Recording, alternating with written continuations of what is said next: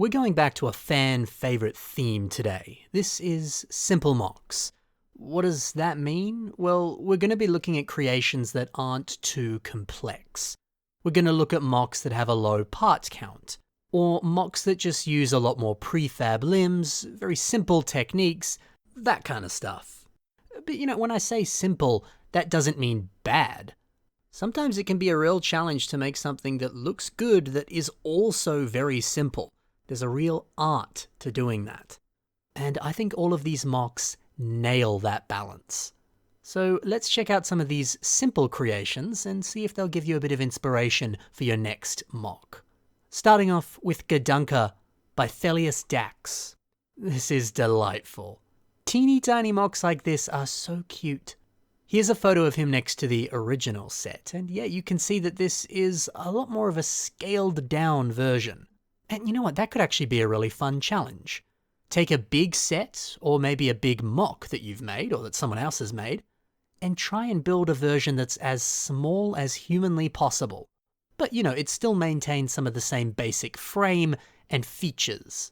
And also this mock is surprisingly lore accurate. Because, the wiki itself, it states this for Gdunka. Gdunka was once a tiny Rahi that was enlarged by the Mask of Life. So maybe this is how he originally looked. Anyway, I think this is a great idea to use some of these gear pieces for the teeth. They very much capture that same look and feel that the set originally had on its teeth. And then the silver minifigure diving flippers for the feet. Another great part use. Sometimes imposing the challenge of having to build something smaller is kind of the perfect way to best utilize your own pieces in your collection. Building smaller or having some kind of challenge, it forces you to think outside the box, or to use pieces in unconventional ways. Maybe you've got a small collection, and you have very few pieces. Well, try and find some new ways of using those pieces, some more unconventional ways. That's one way that you could build a simple mock. Oh yeah, and the original post says that this contains 23 pieces. That's nothing. So few parts, but such a great end result. Renzari Lego, they've made a mock called Viku the Mask Forger. First off, what a good idea to use that breakout bulk torso armor piece. If you're not familiar with this one, it came on the following set that you're seeing right here. And zooming in on the torso, you can see it right there.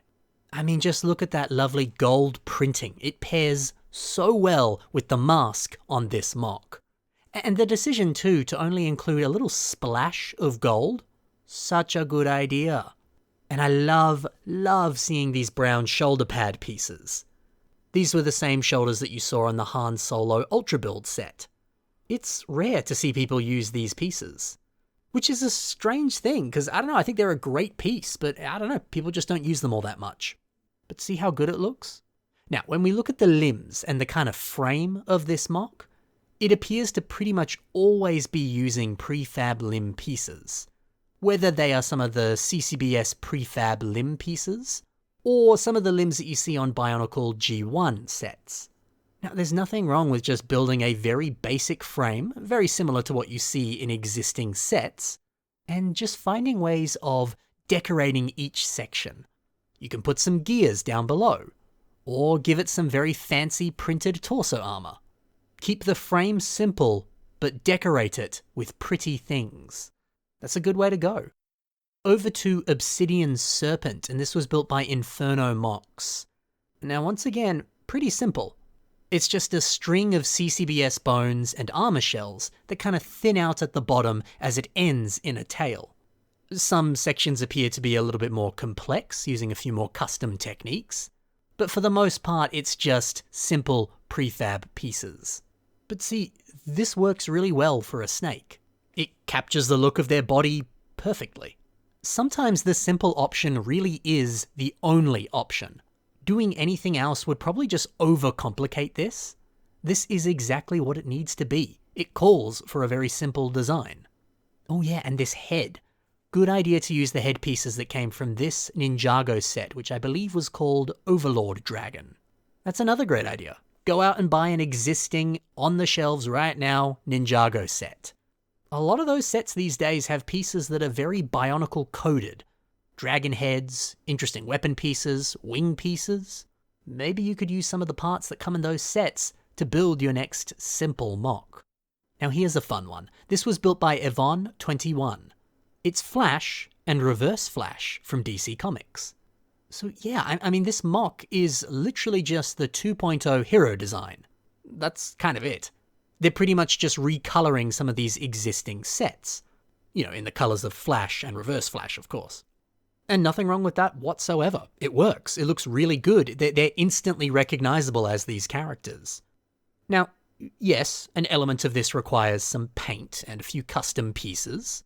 You know, you can see the lightning bolts on the helmets, the Flash logo on the torso. Those are obviously custom. Lego didn't make those pieces. But I think those are good inclusions. And hey, maybe you're someone that really likes to paint. You're totally okay with painting Lego pieces. Not everyone is. But if you want to do it, go ahead. It can be fun. And sometimes a little bit of extra paint can make something look exactly like the source material. So 2 ideas right there for a simple MOC. Paint your pieces, or just take an existing frame and recolor it. Dylan Meaves is up next, and this is Villain Stormer. So this is a fun MOC that obviously takes the character Stormer and imagines him if he had lost his legs and had joined the bad guys. What if concepts like this are really, really fun? And also, combiner models like this, they're also very fun. This MOC is taking pieces from the following sets and using them to make one beautiful creation. You got pieces from Jetbug. Obviously, of course, you've also got pieces from Stormer 2.0. And apparently also there are pieces from Breeze and the spears that came on Evo 2.0. So yeah, man, why not do that? Next time you build a simple MOC, take 2, maybe 3, 4 sets that you've got in your collection, take them apart, and get those pieces, and only using those pieces, try to build something else.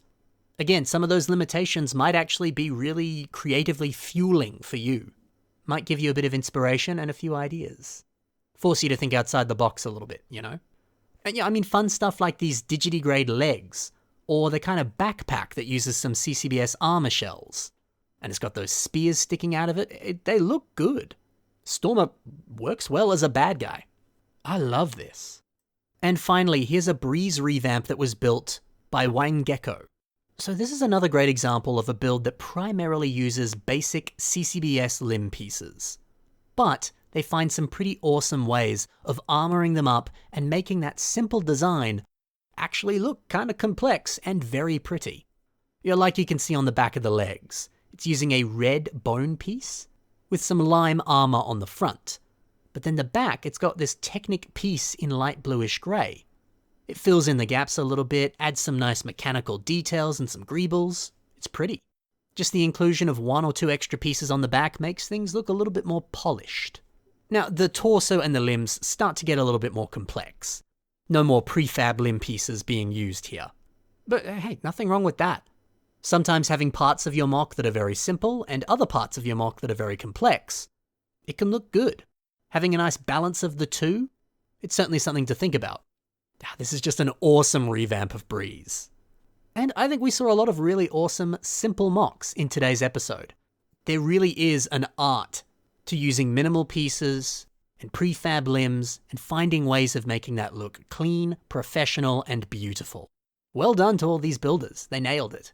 Now, maybe you're like, hey, can I see more MOCs from these builders? Of course you can. Check the links in the description below and go check out their social media. Also in the description below is the submission email. If you want to see your MOCs on the show, submit them to that email and I'll do my best to feature them in the future. But that's all for today, guys. Thank you so much for watching. Happy building, and bye for now.